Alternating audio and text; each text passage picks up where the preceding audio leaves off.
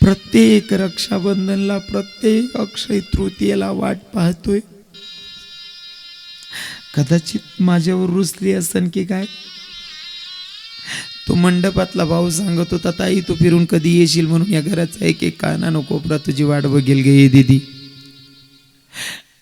दादा, मी प्रत्येक माईला आणि प्रत्येक बापाला एकच विनंती करेल, पोरींचे लग्न संबंध जुळवत असताना फक्त श्रीमंती बघू नका हो, पोरं संस्कारी बघा मगच मुली द्या.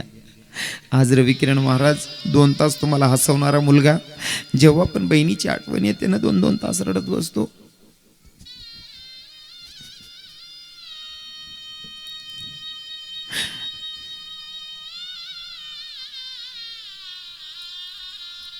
भावाला भेटलं गेलं दादा. शेवटी बाप उभा होता. बापाच्या प्रेमाची लांबी ही मोजता येत नाही आणि रुंदी ही मोजता येत नाही.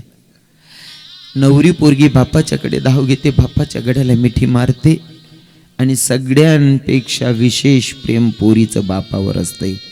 बापाच्या गड्याला मिठी मारते आणि बापाला सांगते, बघा ज्या पोरीला आपण जन्माला घालतो ती आपली माय बनते. बापाला समजवते, पप्पा